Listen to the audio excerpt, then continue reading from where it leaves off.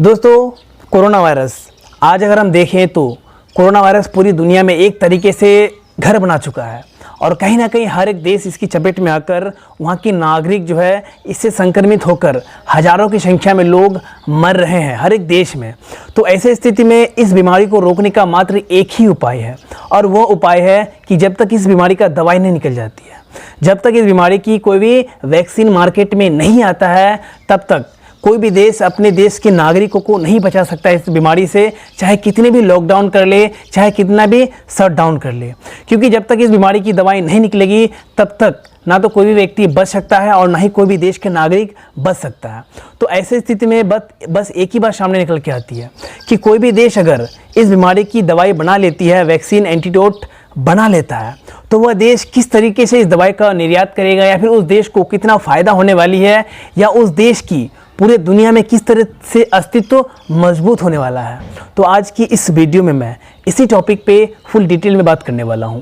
लेकिन वीडियो की शुरुआत करने से पहले हम आज की सवाल की ओर बढ़ लेते हैं। तो गाइज, मेरा आज का सवाल है कि क्या कोरोना वायरस सच में चीन के लैब से निकला हुआ एक वायरस है या नहीं है? अगर आप भी इस सवाल का जवाब देना चाहते हैं तो इस वीडियो के कमेंट के नीचे ज़रूर दीजिएगा और आप में से अगर जिसका भी आंसर अच्छा और बेहतर होगा मैं उसका नाम नेक्स्ट वीडियो में ज़रूर लूँगा। तो गाइस देखिए, हम और आप सभी जानते हैं कि कोरोना वायरस को अगर रोकना है तो उसका मात्र एक ही उपाय है, वह है कि जब तक इस बीमारी की दवाई सामने नहीं आती है, कोई भी देश इस दवाई को नहीं बना पाता है, तब तक हम लोग सिर्फ इस बीमारी को फैलने से रोक सकते हैं, लेकिन इस बीमारी को जड़ से ख़त्म नहीं कर सकते हैं। और ये बीमारी जड़ से ख़त्म तब होगी जब इस बीमारी का एंटीडोट या फिर वैक्सीन निकल के आ जाएगा और इस बीमारी की दवाई बन जाएगी। तो हम बात करें कि आज इस बीमारी जो दुनिया में आया है, इस बीमारी की दवाई को बनाने के लिए हर एक देश हर एक मुमकिन कोशिश कर रही है। और एक तरीके से हम देखें तो हर एक देश एक रेस में निकल चुका है कि मैं इस बीमारी की दवाई पहले बनाऊंगा, वह देश बोल रहा है कि मैं बनाऊंगा। यानी हर एक देश इस बीमारी की दवाई को बनाने के लिए हर एक मुमकिन कोशिश कर रही है। तो ऐसे में एक बात सामने निकल के यह आती है कि जिस भी देश को इस बीमारी की दवाई बनाने में सबसे पहले सफलता हासिल होगी तो वह देश क्या इस दवाई को बड़े महंगे दामों में दूसरे देशों को बेचेगी।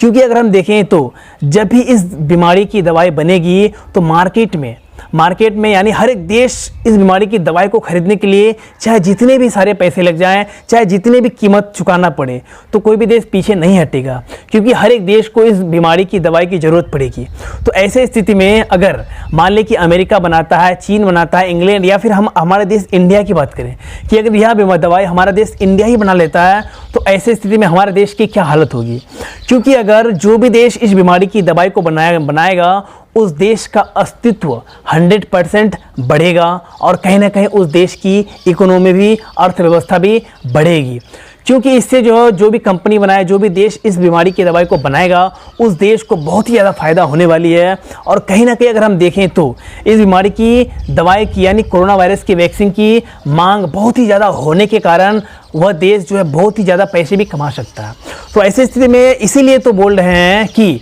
हर एक देश इस बीमारी की दवाई को बनाने के लिए, इस बीमारी की एंटीडोट को बनाने के लिए हर एक मुमकिन कोशिश कर रहा है। तो ऐसे में हमारा देश भी जो है इस रिसर्च में लगा हुआ है कि शायद हमारे देश को भी इस बीमारी की दवाई को बनाने में अगर सफलता हासिल हो जाती है तो कहीं ना कहीं इससे हमारे देश को भी फ़ायदा होगी और कहीं ना कहीं इससे पूरी दुनिया के लोगों की कल्याण भी होगी। क्योंकि अगर जो भी देश इस बीमारी की दवाई को बनाता है तो उस देश का अस्तित्व भी बढ़ेगा और कहीं ना इस बीमारी से निजात पाने के लिए एक नए नियम और कायदे भी सामने आ सकते हैं। तो इसलिए हम ऐसा बोल रहे हैं क्योंकि जो है यह बीमारी जो है अभी तक लाखों से ज़्यादा लोग मर चुके हैं इस बीमारी की चपेट में आकर और हर लाखों की संख्या में लोग इस बीमारी के चपेट में आ चुके हैं। तो ऐसी स्थिति में अगर इस बीमारी को कंट्रोल करना है, रोकना है, तो हर देश की सरकार तो अपने अपने देश में लॉकडाउन कर रही है और लॉकडाउन की तारीखें भी बढ़ा रही है, नियम और कायदे भी बना रहे हैं नया। लेकिन इसका दवाई जब तक नहीं आता मार्केट में तब तक हमें और आप सभी लोगों को जो है अपनी सुरक्षा खुद करनी है और अपनी सुरक्षा करने के साथ साथ हमें अपने परिवारों को भी सुरक्षित रखना है और कहीं ना कहीं तमाम देशवासियों को भी सुरक्षित रखना है। क्योंकि अगर हम लोग इस बीमारी को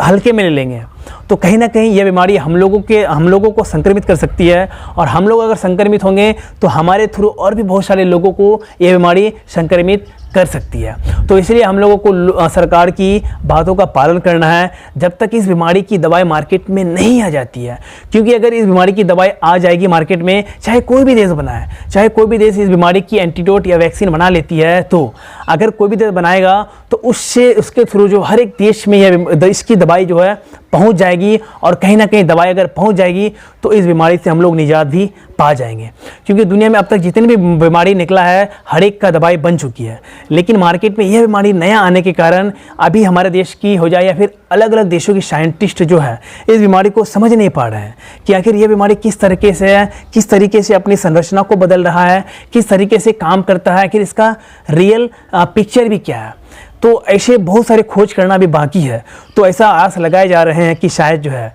इस बीमारी की दवाई आने में कम से कम 1 साल का वक्त तो लग ही जाएगा, क्योंकि अगर 1 साल का वक्त भी लगता है तो दुनिया में ऐसा पहली बार होगा कि कोई भी बीमारी का, कोई भी वायरस का दवाई 1 साल के भीतर बन जाएगा। क्योंकि इससे पहले जितनी भी बीमारी दुनिया में आई है उसका वैक्सीन बनाने में, दवाई बनाने में जो है सालों का साल भी लग चुका है। तो ऐसी स्थिति में जो है मेरे ख्याल से और बड़े बड़े लोगों का भी ऐसा मानना है